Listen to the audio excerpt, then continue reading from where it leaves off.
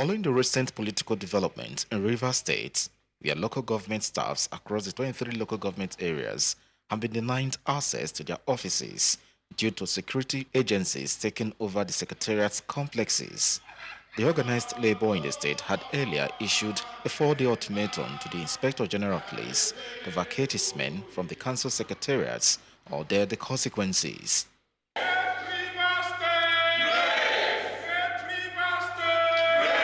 3 days after, the union leaders are here to provide updates about the proposed action.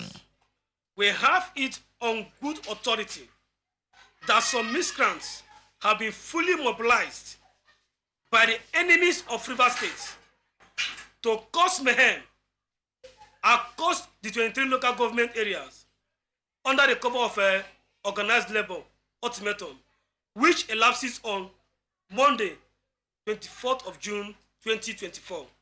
While speaking on the reasons for the suspension of the proposed protest, the organized labor in the state said they have uncovered plans by some suspected politicians and hoodlums in the state to hijack the protest.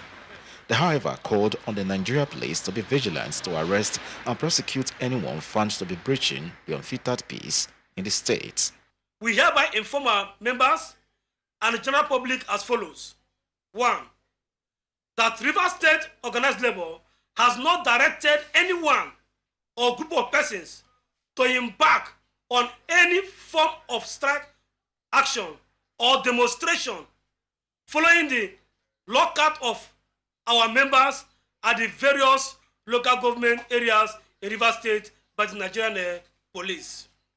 Impacted affiliate unions were advised, especially the Nigerian of Local Government Employees (NOGE), is hereby directed to remain on standby until further notice for likely lawful industrial action by the organized labor. These miscreants have concluded plans to take undue advantage of a peaceful protest or strike that may have commenced tomorrow to cause mayhem in Rivers State, to enable them continue to pursue their selfish act of asking for a state of emergency to be declared in Rivers State. We reject that, and we want to inform the general public that we hereby step down all our planned peaceful protests slated for tomorrow. In another development, these ousted council chairmen have accused both the NLC and TUC of being biased and partisan in the ongoing political crisis in the state. Now, what we observed from the list of caretaker committee members, we observed that across the 23 LGAs, that appointments were made from NOLGE members as part of the caretaker, whereas these NOLGE members are staff of the council. They are not supposed to be. And that is the reason why we observed recently that NOLGE has collaborated with NLC and TUC to carry out a protest tomorrow being the 24th day of June against the police report that the IG has ordered to stay in the councils to maintain law and order so that there will not be any further death as we experience in Omoma local government. Meanwhile, the organized labor in the state have denied being partisan, but reiterated their commitment to continue fighting for the rights of their members. In Port Harcourt for News Central, Austin Azu.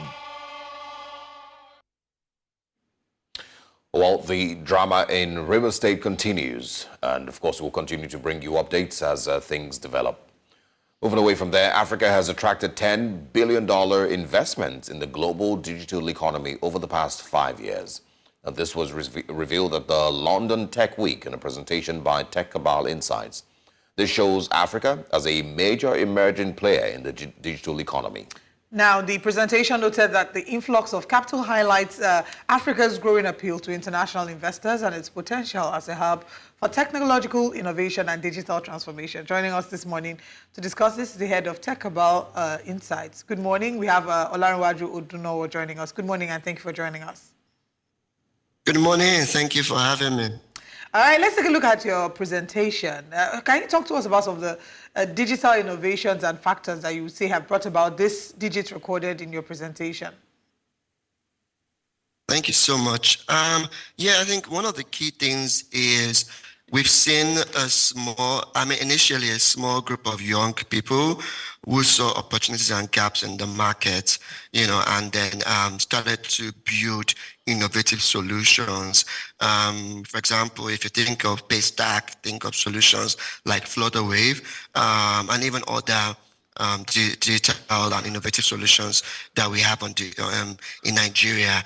And then following that was a wave of investment and investors, some local, some international ones, just again betting on these young people that are building the digital solutions. And then from there, we've had like a number of a number of other startups also following suit, right? We've got very young talent, a young population that is hungry to make a difference, that's hungry for work, hungry to build digital solutions. And all of those things have contributed to really what we have today. So young people hungry to build, investors who are supporting them, people building infrastructure where possible. I think those three things are things that have really supported the growth of the digital economy in Nigeria. I mean, you're talking $10 billion in the last 5 years. Is this something that we should be happy about in comparison to other, parts of the world? And do we also see that there is local investments in the tech space here in the continent? Because how much longer are we going to be reliant on investments from, the West and other, parts of the world? No, that's a great question. I mean, the number pales when compared to other markets, especially like the US alone. The number definitely pales. But I think it is something to celebrate, given the size of our market, right? Not just size in terms of size in terms of GDP is what I'm referring to. When you compare that to other markets, it's generally small, but also GDP per capita, consumer spending is also generally small as well. So when you place all of those beside other markets, you can, definitely see reasons to celebrate the milestones, and then the other question that you asked, sorry, what was the other question again? I was trying to clarify, if we, are also looking at investments from the continent. Do we have investments from the continent, or we're solely reliant on? Yeah, go ahead, please. No, okay. Yes, we do have a number of local investors, and they've been growing over time. So we do have a number of local investors. I mean, it's still a lot of foreign investors, foreign money, but we've seen the percentage of local investment, of local VCs, local funds growing over time as well. Yeah. All right. We're talking about these investments. Let's do a comparative analysis. Do you have numbers or stats? Give us a picture of what the other continents have reeled in comparison to Africa. Thank you. That's a great question. So for the US, for example, right, in 2023 alone, $149 billion was invested in the US, and yeah, so that's how many times, almost like 10 times, even more than 10 times, how much has been invested in Africa over the last 5 years. So, and that's just the US alone. Yeah. And I also want to know, I mean, now we're talking, about $10 billion, in 5 years. How beneficial has that been to the tech space, on the continent? What have we been able to really achieve with all that investment? I have also heard about, startups that didn't go beyond their first, 6 months or their first year and eventually crashed. And so when you see things like that, do those, situations discourage investments on the continent? So how much have we achieved, as a continent and the tech space, on the continent, and those who have started and failed, has that been in any way discouraging? I think failure is generally normal. I mean, in the startup world, because investors are betting on the opportunity for those startups to succeed. Some of them are innovative solutions, maybe, and the business model is very, very different, very radical. So those are generally normal. Again, what is probably not normal, or what probably discourages investors, is things like fraud, is things like founders taking money and spending it on themselves or spending it on personal things for personal reasons, right? But failure is generally normal.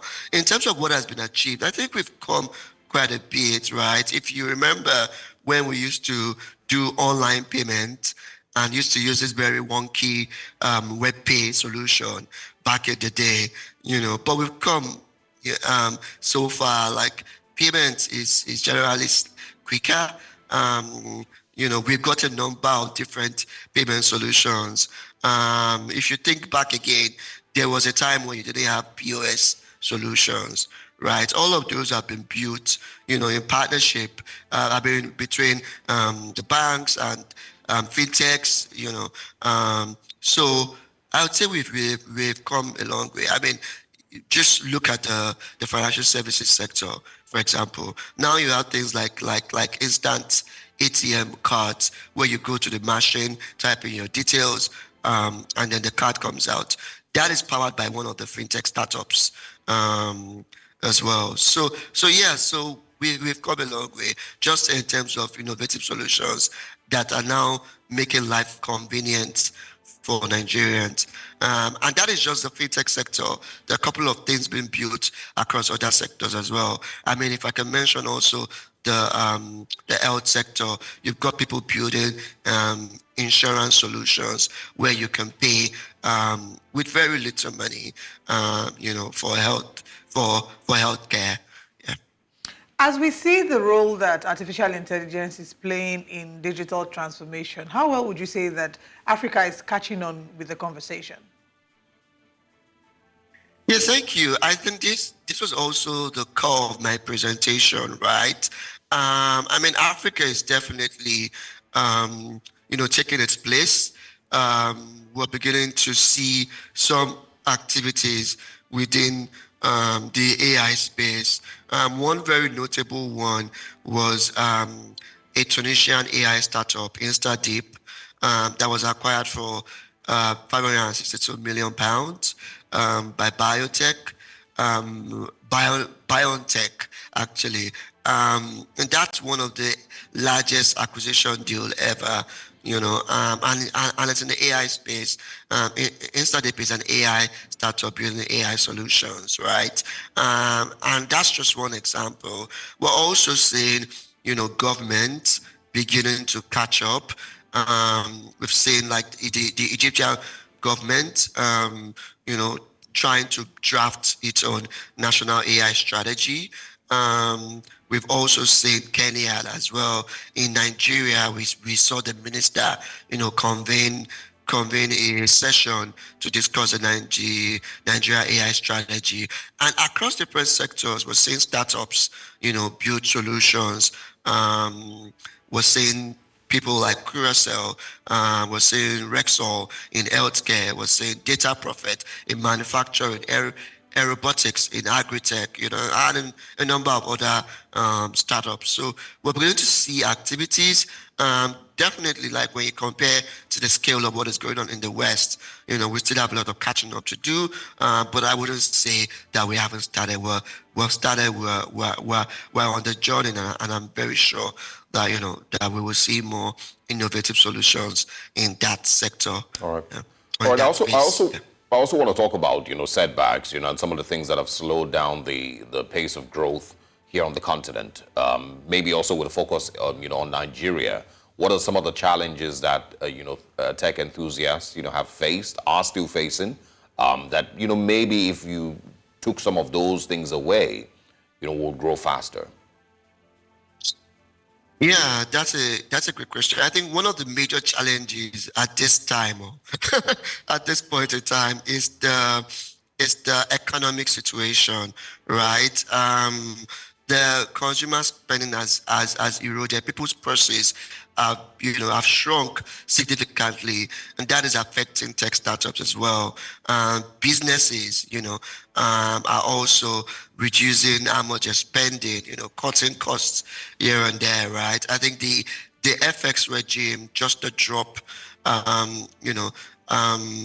the changes there as well have affected startups because a lot of them depend on foreign exchange, and they've already planned with a certain rate in mind, but when that rate just changes significantly, then it begins to affect their projections, begin to affect their businesses, right? So I think those are the two big challenges right now. But overall, right, regulatory, there are regulatory challenges as well. Just we had some fintech announcements, of recent that have affected startups, and they continue to deal with, right? I think those three major things are the things that I will mention at this time, that are challenges for tech startups. Yeah. And I'm sure that there's a way we are working, or we're trying to work our way through these challenges. In your assessment, which would you say are the African countries that have sort of set the space for how things are being done, who are at the forefront of digitalization, and what would you think we can learn from them? And I'm saying, by we, I mean Nigeria. What can we learn from these countries? Yeah, I mean, I will speak specifically to regulation, right? I think one of the very good bright spots, actually in Q1, was South Africa issuing crypto licenses, right? They issued 59. They issued licenses to 59 crypto operators. I think in Nigeria we had a different situation. We had a situation where one of the founders or the leaders of one of the crypto companies was arrested, right? Specifically Binance, and that leaves a sour taste, in the mouths of people in that sector. Will I be next? What's going on? But we need just enabling regulation in that space. I know that there are questions, there are legitimate concerns, by regulators, because of the decentralized nature of crypto, it can be used for fraud to move money, but with very sensible regulation, working with those in the space, it can be worked around, right? It can be solved, it can be managed. Yeah, so I think that is one thing that I would mention as something that we should or that we can learn from. Yeah. I think, last question from me would be about, tech infrastructure. What infrastructure deficits, do you think are affecting, the tech enthusiasts here in Nigeria, like electricity or whichever one that you can mention, that, must be sorted for us to move faster and move forward? I think there are quite a number of them, right? You've already mentioned one of the biggest ones, which is power. It's one thing that affects, operating costs generally for businesses, but also even for employees, right? Productivity significantly reduces when you can't get power. And given some of the recent situation, even with alternative solutions, right, getting fuel, the high cost of all of those things, it affects not just businesses, but the people who work for those businesses. So that's a big one. That's a very big one. That's one that if it is solved, we significantly reduce the cost of things generally, because, for example, businesses price, all of these costs and expenses into their goods and services. Another thing is just digital infrastructure, things like broadband, expanding that across the country, is something that will be good. And even costs, costs dropping significantly will also be great, right? Which means that more people can have access to it, and then just the access to market just significantly increases for startups, because if you have more areas of the country open, then it means that businesses will have potential, an increase in potential people markets, or people that they can target for their services. So I think those two are some of the two major ones, and there are also some other ones, like just developing our credit infrastructure, right? Just being able to know who's taking what, and then being able to track them. And this links very closely to digital identity, which has improved, with the advent of BVN, with the advent of the NIN. But we need to just clean that up and increase, momentum, with that. Yeah. So those are the things I really mentioned. Yeah. All right, but sorry, Time. I did say that was my last question, but I just, thought you should also speak, expatiate a little bit more about, you mentioned fraud earlier, and as one of the, things that happens every now and then. I know it's not particular to just the continent or here in Africa. I'm sure it happens everywhere else, but, how much of a problem is it here? How often do we see founders mismanaging funds or getting themselves involved with, fraudulent practices, from hundreds of thousands of dollars, if not millions of dollars that have been invested in these tech startups? Thankfully, there are just a few examples, right? But it's something that the industry is beginning to face, right? And tackle, and I know that investors are trying to build, guardrails to make sure that doesn't happen. And one of the things that people are beginning to talk about is just corporate governance. How do we build all of those things that ensure that people can't just cut away with money or spend it, in ways that do not benefit them, that do not benefit businesses, and the sector that they are building solutions for. So thankfully, there are just a few examples. Not like there are tens of them, but it's something that's a real challenge, and we're beginning to solve that. We just pieces doubling down on due diligence, but also putting guardrails, corporate governance practices in place with the startups that they invest in. Yeah. Right. All right. Thank you so much for joining us. Well done on the work that you do. We look forward to seeing more impact of digitization and, seeing Nigeria tapping into that and setting the pace as well. Thank you for your time. Thank you for having me. Yeah. All right. This is still Breakfast Central. There are many conversations we're having this morning. We thank you for being with us, and we do apologize for starting later than planned. We did have some technical glitches. But we're going to break, and when we come back, we have some conversations. Stay with us.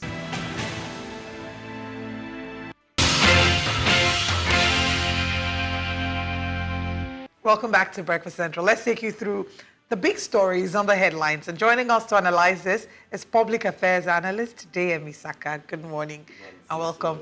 Deyemi Saka from Saka Tinubu. Oh, hopefully. Let's look at the Punch newspaper this morning. On the front page of the Punch, the stories there say, crude price hike. Dangote alleges IOC's frustrating refinery. Dangote accuses NMDPRA of granting licenses to operators to import dirty fuel. Federal government to punish supervisors approving salaries for Japa workers. And then Christ Embassy, Lagos Mall's demolition. Oyakilome promises bigger church. That was an update we saw yesterday. Naira sells at 1,485 Naira to a dollar as official forex market records $23 billion. Cholera outbreak, 22 states get kits as Lagos cases hit 500. Now, wow. Nigerians borrow 3.9 trillion naira as economic crisis bites harder. Food price hike, worry operators amid 1.2 trillion naira agri budget. That's all that we have on the front page of the Punch newspaper. All right. And now to the Vanguard newspapers this morning, so we can find over there. It says, Textile industry faces total collapse as revival efforts fail. Sector's GDP contribution in a steady decline. 96.5% of textile products in the Nigerian market are imported. Really sad.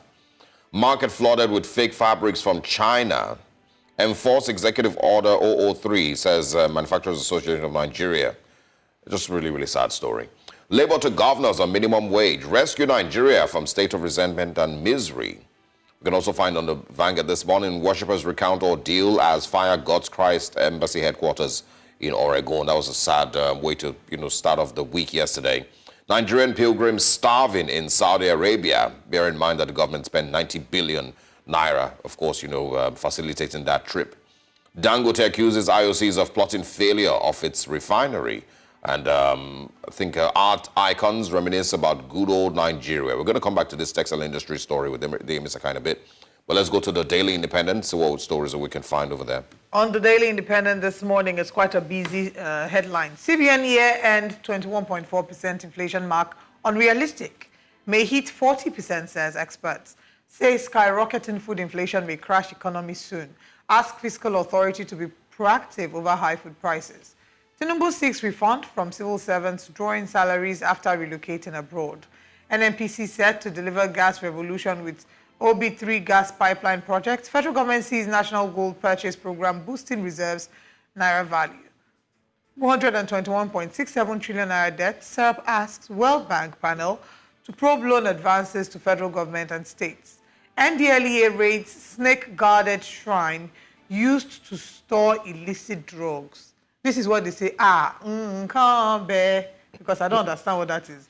Rivers crisis, local government chairmen and battle lawmakers planning mayhem, Algon warns. Zamfara moves to swell number of non-viable airports in Nigeria. State governments build beyond their capacity, according to analysts.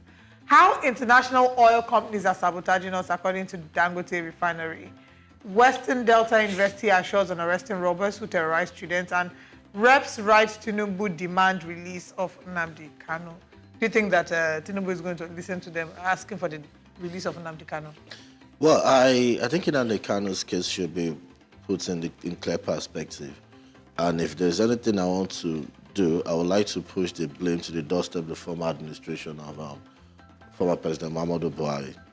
Before IPOB was proscribed and classified as a terrorist organization, they have not fired a single shot, to the best of my knowledge, and as widely reported. In fact, the government was so hasty in classifying them as a terrorist organization that they went about it the wrong way. It was the army headquarters that classified it before they now had to go to court to get the judgment and the pronouncement and everything. And you ask yourself, that's why a lot of people accuse the last government of favoritism, treating some criminals as very important criminals. When you looked at what the bandits and the killer headsmen have been doing. And it's so curious that just a week after or 10 days after the classification of IPOB as a terrorist organization, it was gazetted. But you had a pronouncement on the killer headsmen, and it took them almost 2 months to do that. For me, we saw how soldiers went into Abia State in a bid to apprehend Nnamdi Kanu or to instill order what they claim, when these guys have not even thrown a stone at anybody. So we should go back to, but that is not to excuse the lunacy going on in Southeast, the sit at home, the enforcement of the sit at home, killing themselves and, destroying lives and properties. It doesn't make sense. But I think to people in political climate, they probably push forward political solutions. And I think the political solution is important. That's the carrot and stick Obasanjo has been clamoring, has been campaigning, has been pushing forward. If Nnamdi Kanu is what will bring peace to that region and sustain our democracy, let's do it. Yeah, I mean... But it'll come with some times. Yeah, I think the idea is really, that the approach towards these things will be different since we have a new administration. Obviously. Compared to the previous administration. That was obviously nepotic and clannish. Well, you could say that, but Nnamdi Kanu, of course, I think sometime last week, and his lawyer, Jimako, did mention that they were open to negotiating, so the hope is that the current administration would be more open to leniency, to negotiating, to, meeting in the middle and seeing that this, political trial, as it currently seems, is brought to an end. We'll probably come back to that, and x-ray that sometime this week. But I want us to talk a little bit more about this textile industry crisis that, I mentioned on the Vanguard. It says, once again, textile industry faces total collapse as revival efforts fail. And, for me, it's really just a, heartbreaking story because I know that, Nigeria's textile industry used to be really, really, really big. The bulk of Apapa-Oshodi Expressway, onto that even spreads back to Lukbeju, bypass and what have you, was likely filled with textile industries, and even Oba-Akran in Ikeja. So what do we have now? And when you talk about this, where do we have to start importing the basic or the major raw material for textile, or probably even that's the only raw material, cotton? What has been our policy? You see, when we come up with policy trust or draft policy papers or policy directions, I sometimes wonder how these people think or what they are thinking when they're getting, because you don't want to revive the textile industry. It's not just about giving them the forex rebate or tax holidays. You have to have a conscious effort to give them produce the source of raw material. I don't think it's going to be a wrong idea if you have a national, Nigerian cotton directorate or policy or commission or what have you, to revive the cotton production, plantation, harvesting, and probably because once that is it's in place, you probably see textile industry buzzing, and active and contributing the expected quota to the gross national income. Yeah, but I think it's mostly also just giving actual life to, when we're talking about diversifying our economy every now and then. Yes, there's arguments that the economy is diversified enough, On paper. Mostly on paper. But the point is, if we gave actual life to that statement, which means that we reduce the focus on, oil, and we actually, put a lot of investment into agriculture and what you're talking about, textiles and cotton, then we probably would see some of these things come to life. But there doesn't seem to be a lot of that effort, and it's not just, the argument really would be that these things should be funded by private individuals. It's not, government shouldn't get itself involved. No. But there's a role that the government should play. Yeah, like you and I said, there should be a policy to revive cotton production and whatever. The government can get involved in that. But I'm not saying government should set up textiles industry. And if the government is, or perhaps previous government and hopefully government that will come about are probably forward thinking and they think deep, they should know that just what we popularly call Ankara is widely used across Africa. That's enough market for your textile industry. You can, with your textile, with the right machinery, you can produce the local attire known to Ghanaians. You can produce the fabric known to South Africans. And Ankara is used in Ghana, Senegal, Cote d'Ivoire, and you can make a lot of things to even export. Yeah. All right. Let's move away from the conversations about the textile and still look at diversification in some system. We're looking at the agri sector. On the front page of the Punch newspaper, Nigerians borrow 3.9 trillion as economic crisis bites at. And right beside that, we're seeing food price high quarry operators amid 1.2 trillion naira agri budget. Earlier today, we were talking about why the cost of tomato is ridiculous and why we can barely have it. Some will tell you that it's not food availability that's our challenge, but the food affordability. And how we've been talking about food security for the longest time, but we can't seem to see it. Is there really any light at the end of the tunnel? There is no light, and because there's a classical example that happened over the weekend, and that shows you how people in government reason or how they think. My home state, Ogun State, that was fortunate enough to have the University of Agriculture in domiciled in Ogun State. I attended at UNAB. The headquarters of Ogun River Basin is also in Abeokuta. And the governor, in his wisdom, felt the way to tackle food insecurity is by allocating 26 farmlands to the 26 legislators in Ogun State. You ask yourself, to what end? So it shows you that's a reflection of how people in government think. And whether we like it or not, food security is not just about cultivating and harvesting. There's a chain. It's a chain process. There's something called storage, preservation. Yeah. I don't think we have it in Nigeria. We might have, but I don't think we have adequate, inadequate, numbers to serve our needs. We can't store tomatoes in Nigeria beyond a month or two. We've not still gotten a way to keep. I think last time I stumbled on a video of I think a preservation center or facility. Where was it, in Norway, that has every specimen of every plant across the world stored there. So at least there's no way that any crop or anything can go out of and go into extinction. So it's sad, and I don't know. Insecurity is playing a large role to the food scarcity we have in Nigeria and the upsurge in prices, because you can't move, you're either kidnapped or you can't even go to farms. It's a whole value chain. I mean, and I did have this conversation yesterday evening, funny enough, but it's a whole value chain like you've mentioned. It's not just going to the farm. The storage, with silos.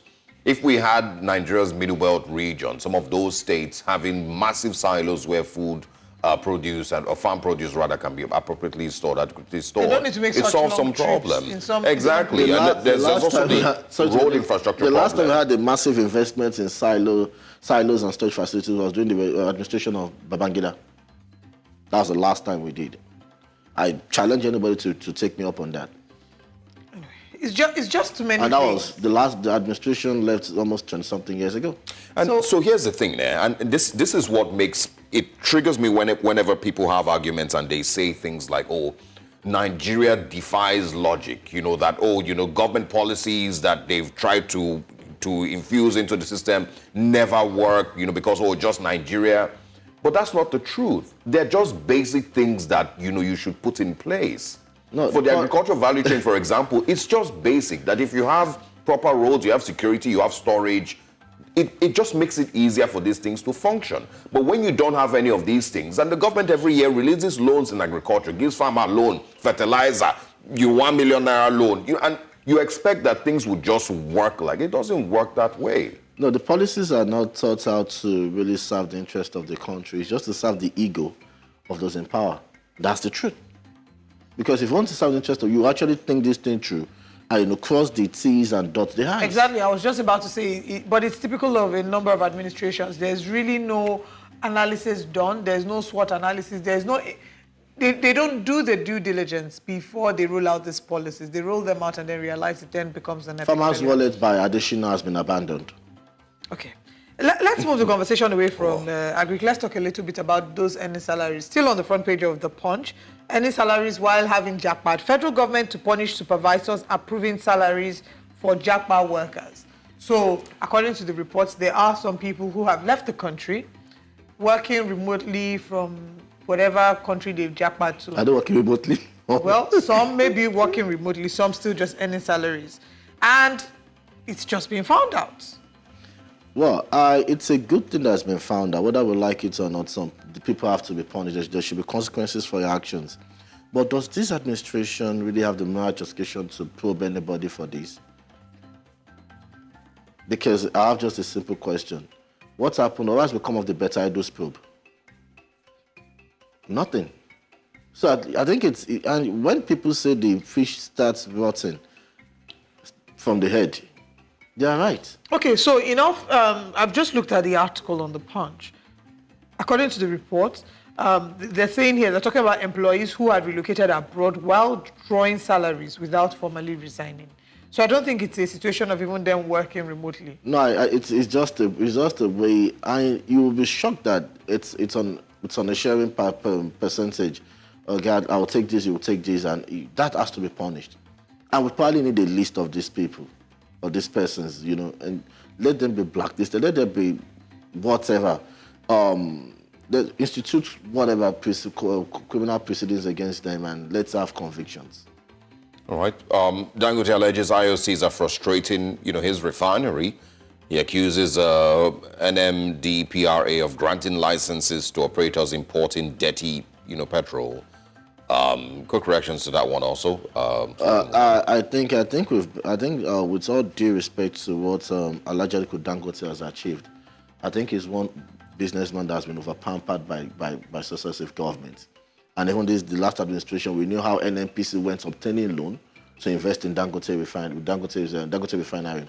Dangote should know that democracy promotes capitalism, free markets.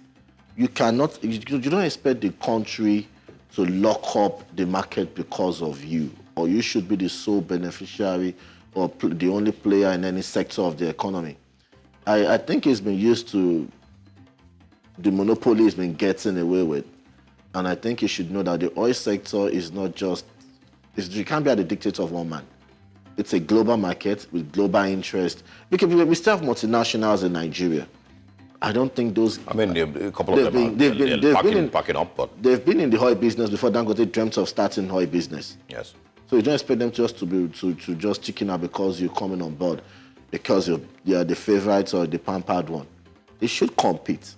Yeah, but I think it's also, safe to look deeper as to what exactly his complaints are. No, well, I've not seen any. The headline, is pretty broad. I've not seen any dirty form. The oil spec that was imported was by NNPC, and that was last year or 2 years ago, and there was. So. Yeah. Okay, let me just quickly read here. It says they have accused international oil companies in Nigeria of plans to frustrate the survival of the new Dangote oil refinery and petrochemicals. They said that the IOCs were deliberately and willfully frustrating the refinery's efforts to buy local crude by hiking the cost above the market price, thereby forcing the refinery to import crude from countries as far as the United States with its attendant high costs. Wait, it's still with the competitiveness in any market. And there's something in business, and I know Alhaji Aliko Dangote is aware of it. It's called HTO, hostile takeover. Hostile takeover is something in capitalism because you probably want to have the best or the biggest chunk of the market where everybody comes at each other. You buy up shares of, or you frustrate other, that's the word to use. You frustrate other competitors and they'll be forced to sell to you, or you buy smaller, competitors and you have the bigger stake to force the other guy out. So it should be ready to, the oil sector, the oil business is not bag making or gari processing factory. Deep interest across the globe. Absolutely. So it should be able to play the business internationally. As long as these people have not done anything outside the book. Because there's something called demand pull inflation. If you're requesting for 200 million, let me say you request for 10 million barrels, and some people are requesting for 200 million barrels, and you're ready to buy at rates of $10, and they're saying, okay, no, we want this 200 million, let's pay $20. The company wants to make profit. So that's demand pull inflation. So it's not a deliberate action. Those ones, they want to stay in business because they know once Dangote rolls out, nationalism, patriotic sentiment will work in his favor. And these people might be out of business, and they want to keep balancing their books. Yeah. All right. I think we could quickly just go back to the Daily Independent. There's a story there that we missed out on. Zamfara moves to swell number of non-viable airports in Nigeria. Of course, as Governor Dauda Lawal launched his new international airport last week on Thursday, I think Festus Keyamo was there, of course, to commission the airport. You see, Zamfara is a state I have a stake in and interest in, so I probably could speak from position of knowledge. I was at Zamfara when the ongoing, the cargo airport by former administration of Bello Mohammed Matawale. Yes, Matawale. And I think it was a project that was inherited from previous administration. And I think work has gone to a certain stage, probably safe to say 20%, 30%. And I expected Dauda Lawal to build on that because basically what Zamfara needs is not necessarily a commercial airport, but a cargo airport because of the huge mineral deposits in Zamfara. But you could still run a commercial activity at a cargo airport.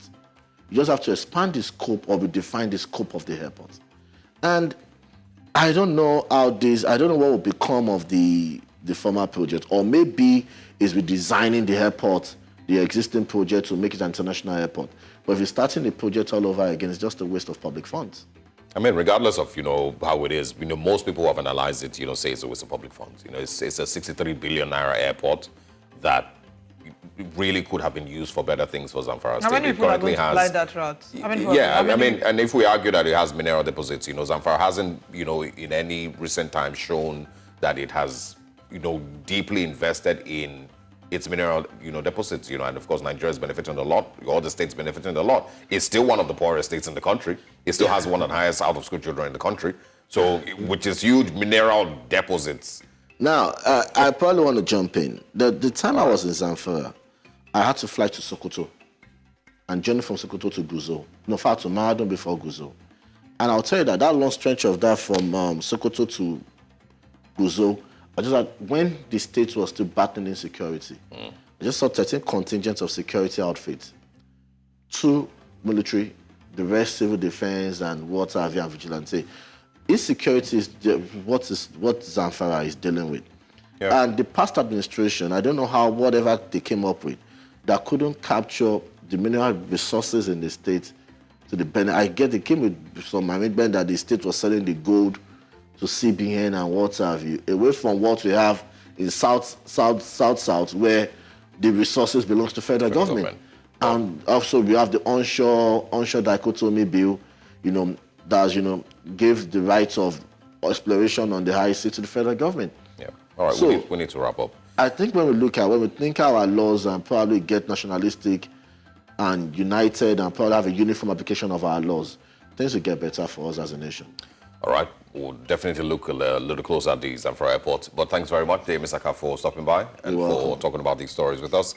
Stay with us, we'll take a short break. And of course, Breakfast Central continues right after this short break.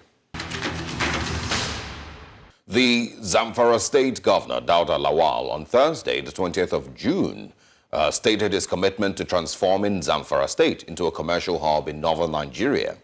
He stated this at the commissioning of the new Zamfara International Airport alongside the Minister of Aviation, Festus Keyamo.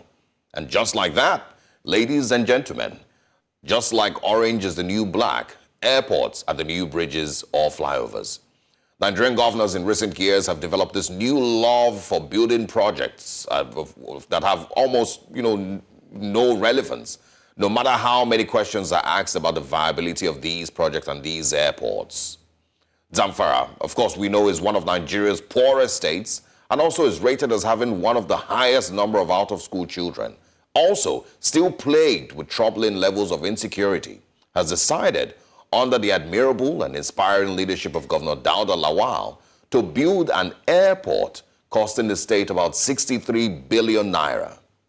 Again, airports are the new bridges. To be fair, it's not just Zamfara. Even the outgoing governor of Edo State, Godwin Obaseki, also stated plans to build a second airport in Edo North. And before that was David Umahi, who just before leaving office as governor of Ebonyi State, one of Nigeria's poorest states, Ebonyi, he went ahead to spend 53 billion naira on an airport project. Now, more than a year after, the Ebonyi airport still remains mostly underutilized. If you see here from an article on the Punch newspaper, it says since 1999, some 15 airports built by state governments of Ogun, Bayelsa, Osun, Delta, Ebonyi, Akwa Ibom, Ekiti, Anambra, Abia, Yobe, Nasarawa, Edo, Gombe, and Jigawa have expectedly been underperforming, despite the fancy tag of cargo or international added to their monikers to give them some functional weight. These facilities do not attract much traffic to justify the expense built on them.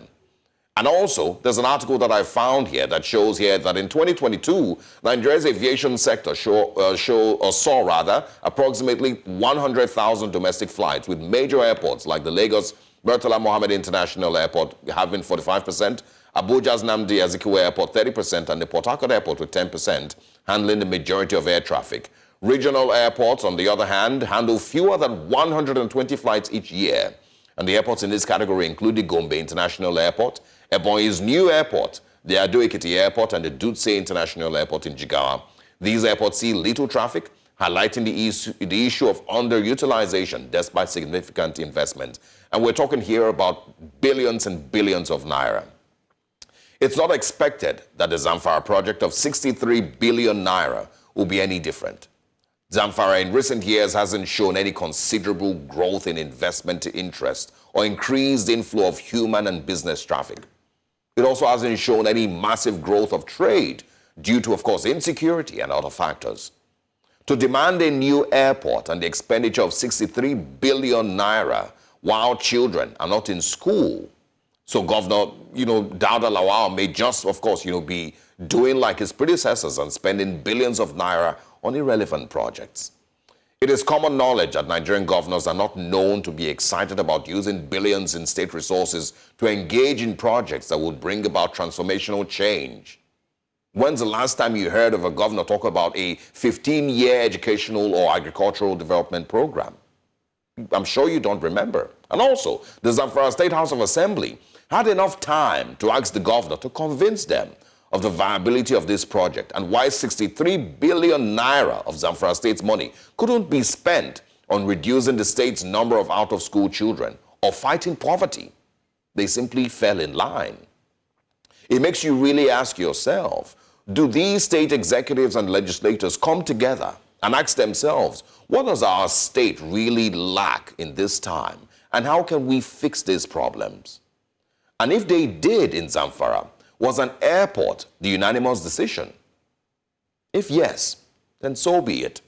But I truly doubt that a sincere, and again remember, sincere conversation between both parties, the government, the governor rather, and his State House of Assembly, if they had a sincere conversation, I doubt that it will end in concluding that an airport costing 63 billion naira was the most important decision that the state could take.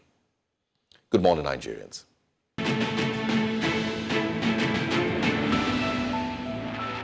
Very thought-provoking rather, and we hope that these would get us to think more and talk more about some of the very important conversations that we need to have. Now we're talking about something else that's quite interesting. Paradigm Initiative has exposed unauthorized websites selling sensitive personal and financial data of Nigerian citizens for as little as 100 naira.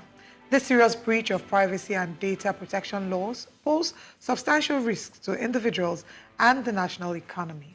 Now, on the 16th of March 2024, an investigative report by FIJ.ng revealed that expressverify.com.ng was selling personal data of Nigerian citizens.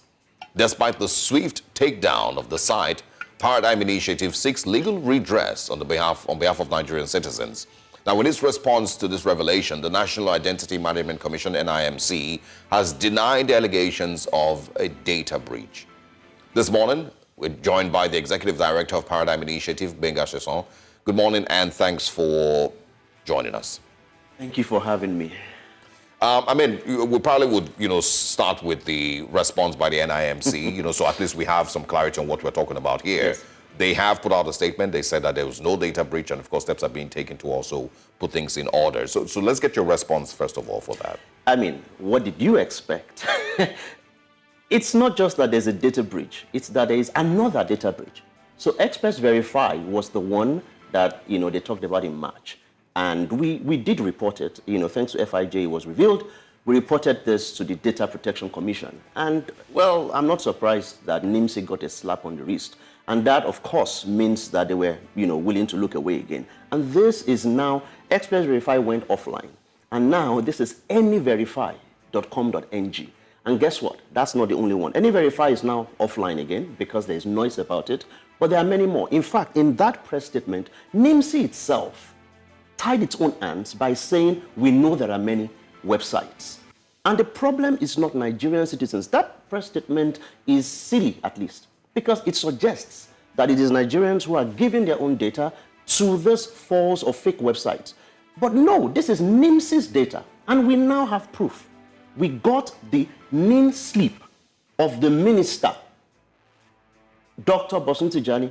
We got the NIN slip of the #1 data regulator in Nigeria, Dr. Vincent Olatunji. We bought them for 100 naira each to demonstrate that this is not a joke. Wow, this is wild. Give us a picture of the impact of what this means. What does this mean? Because people are hearing, some people are hearing data breach, that their data is being sold for as low as 100 naira. They don't understand. Every day we're making transactions online, but they don't see what the implication of this could mean. It basically means that your identity is for sale for 100 naira. It's annoying that it's that cheap, but the real implication is that anything that you can do with a NIN slip, don't forget, with a NIN slip you can get a SIM card. I can become you on your phone. And I worry about some of the implications. Who knows who has a president's SIM card right now if he has a name slip? The National Security Advisor. A military general who is leading warfare in a place where they're dealing with terrorists. What if a terrorist bought that name slip, got a SIM card in the general's name, and sends a message to the troops and say, meet me 0700, 14 degrees north, just to ambush them? The implications are serious. It means that anybody can claim to be you, they can get your SIM card. And one of the problems that we found is that when we saw this name slip, the home address was listed there. Not just the name, the home address. So basically, if I want to kidnap you, thankfully, I don't have any interest in that. I pay for your name slip. I see your home address. If you're not there, I pick someone else, and I have that name slip. So I create, I get a SIM card in your name and send a text message. Who are you going to be looking for? You're going to be looking for yourself. Yeah. Wow. Let's understand clearly here. What you're saying is that you found out that the NIMC's website itself has been breached. It's not even the website. To be honest, I don't care much about the NIMC website, but the national database, your data, my data, biometric information, home address, personally identifiable information. And NIMC is the one we have to hold responsible for. Oh, that. absolutely. Well, two people, NIMC okay, and also the data regulator. The data regulator is the Nigeria Data Protection Commission. And I say this because it's clear that one of the reasons this keeps happening, by the way, this is not new. It's not this, current NIMC. It's always been a case. INEC lost data. If you remember, there was a time somebody was caught with data, voters' data. By the way, that's one of the things that I believe people who are stealing this data will do. 2027, you will definitely find out that you will be sending text messages as a politician to people to say you have resigned. And of course, they played that game already. We've lost INEC data. We've lost biometric data from telecom companies. One of the laptops used to register by a telecom company many years ago was brought to our office, and we saw biometric data on that laptop. It wasn't wiped off, and it was sold. And that wasn't punished. And all the while, we always report these cases, but somehow people get a slap on the wrist. An airline lost data, including credit card information, of course, hashed, so not as terrible, but addresses and names and things like that. And because we've had all these losses and nothing has been done, NIMC just releases a press statement. And, to make matters even funnier, when we released that statement, some trolls, obviously, you can guess where they came from, were attacking and sharing NIMC's press statement. What those silly people did not realize was that this is a new breach, and this is your own data. So this is not the March breach. This is that as at Friday, as at Saturday, anyverify.com.ng was selling the data of anyone. SSS, NIA, anyone. Now you imagine the implications of that. That all you need is a mobile number. You have someone's mobile number, no verification required. As long as you've paid for it, not only were they selling on their website, they were also selling through chat apps. You send a text, you send a picture to them to show proof of payment, and they send you the name slip or whatever you want. And it wasn't just name slip. It was name slip, passport information, driver's license, and much more. This is wild. Like, you are mentioning so many things that it's leaving us quite in shock, and it paints a picture of what happens when there's been a data breach. There's also the aspect of people being able to have access to your bank account and, taking your money. We've struggled with that for years, but if this continues, it might go up a notch. What's the way forward? First thing that needs to happen is for NIMC to stop being an ostrich. Stop hiding your head in the sand. Everyone who needs to know knows already that you want to save face, and it's fine to save face. Maybe to look like, oh, nothing happened. But even if NIMC refuses to do that, then it is absolutely important for the Data Protection Commission to do its own job. Because right now, NDPC is beginning to look like, like a toy in the hands of everyone. If it was someone else who breached data, NDPC will be backing. But right now, it's NIMC, a sister agency, and they are patting them on the wrist. NDPC will likely release, I hope not, will likely release a press statement to say we will train more people. It's not about training. It's about admit that a problem has happened. Now we've shown you. Your national commissioner, Dr. Olatunji, we bought his name slip for 100 naira. When we're talking to the media, we had to, clearly hide the identifying information, and we're not sharing with anyone so that we're not liable. When we get to court, by the way, one other action that needs to be taken is that more Nigerians need to ask government questions. You said you were going to keep us safer. We should give you all of our data. And we took a risk. Remember, COVID was on when the deadline was on by ex-minister Pantami. And people risked their lives to give this data to government. And unfortunately, that data is now available in the hands of criminals. All right. Let's hold that thought. We'll go on a very quick break. When we'll come back, we'll talk some more about this.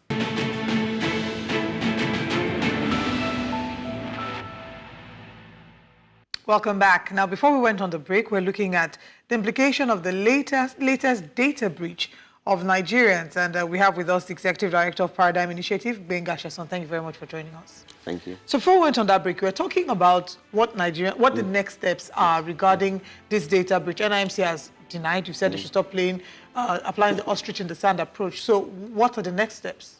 So, first is that we've written to a lot of government agencies, all of them who are involved, immigration, NDPC itself, NIMC, Attorney General's office, and everyone to basically say, well, we're suing. Because ideally, you need to give them, notice. This is funny, by the way. You have to give them notice. We're going to sue you. We're going to sue you for this, and this is what we found. And we've done that. And so the suit continues. The lawsuit continues. And this we're doing because this is not the first time, by the way, we're suing. We've sued before, and NIMC at the time used, magic of there's a new policy to win the case. And the judge was very emphatic.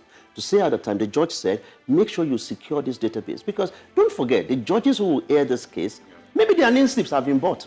Exactly. So when saying that you're suing now, what prayers are you asking the court? We're asking for a few things. Number one is that this is acknowledged as a problem.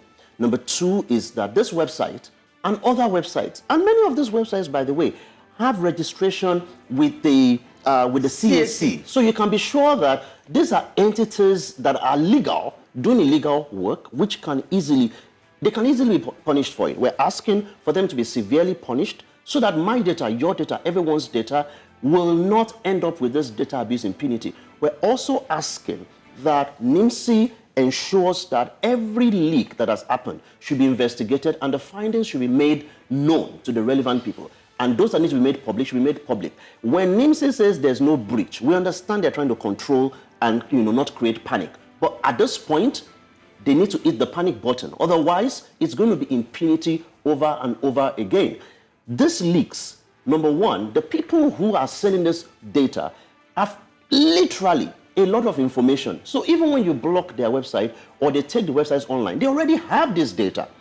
So it's either they're connecting through your API, which means that there's a problem with the way you give access to people, or they've scraped this data, which is very possible. So it means that if you're not careful, NIN becomes a useless number. It becomes as useless as all those fake birth certificates people used to go get, because now you can buy anyone's NIN for 100 naira. Yeah. Unfortunately. Yeah, but so just to be sure, when you say the data leaked, help us understand better. Is it that we have a situation where there's hackers, that have basically broken into, that database and have been able to access the database? Because, that also puts, fear in, every Nigerian with regards banks. How safe is the banking sector? There has been that claim that we have a really, really safe banking sector, but this doesn't put any, this puts some fear in me. We've seen what happened recently with people literally stealing billions of naira by creating bank accounts in people's names. You know how they're able to do that? If I get your name slip and I'm able to do that with the 100 naira, you can imagine what I will do when I have a lot of resources to open a bank account for you. We recently had to fight on behalf of someone whose bank opened a domiciliary account in their name. That could have been used for fraud. Thankfully, they won the case, lawsuit, 8 million naira in their favor, and we hope that more Nigerians will speak up about this. So the implication of this is that to be honest, I would wish that this was a situation of a hack where somebody had illegal access and so you can block it. But this looks to me like there's an inside job. Wow. Because if it's not an inside job, why is it that every time one website shuts down, there's another coming up? Is it worst case scenario that this entire database has been compromised and sold? Hopefully not. Or is it that some people on the inside gave illegal access and people were able to buy and sell? Or, as NIMSI claimed in March, that they have licensed agents who have access to their data, did these agents then give secondary access to people who used illegally? If it's the case, then NIMSI knows where the leak came from. Regardless of which area you're looking at it from, it's very scary. It is. And I'm hoping that we can see a finality to this very soon in the favor of Nigerians. But in 30 seconds, whilst this is being resolved, how can we better protect ourselves online? Better protect yourself online. Generally, I'll say three things. One, in terms whatever needs password access, please create a more secure password. Something in your local language. Stop using birthdays and names of loved ones. Something in your local language, something long that has special characters and numbers. Even if you forget, don't worry about forgetting the password. If you forget, you can always get another password. That's number one for anything that requires a password. Secondly, be careful how you give your data to everyone. You go to a public building, they ask for your name, your home address, your mobile number. They don't need your home address to enter a building. And hotels especially. I'm telling you. And then the third thing is your name. Now that we have a challenge with the name, anything that is connected to your name, please change the password. Your bank account. You can't change your name, unfortunately, because it's on your passport and things like that, but be more conscious of your data. And finally, please sue if you find out that your data has been abused. Somebody's bank opened a domiciliary account in their name. They went to report.africa, RIPOTI.africa, a website that we manage as Paradigm Initiative. They reported. We sued on their behalf. The bank has closed and they got 8 million naira. Stop thinking that you don't want a case against somebody. Right. Sue them. We need to be more litigious. Mengashason, thank you so much for your time with us. Thank you. Scary conversation, but we hope that there will be positive times ahead and that we will see the light at the end of the tunnel. NIMSI does have a lot of questions to answer in this regard. Anyway, this is how we wrap up the show this morning. Thank you for your time with us. We'll see you again tomorrow. I am Olive Emodi. And I am Usaogi Ogbawam. See you tomorrow.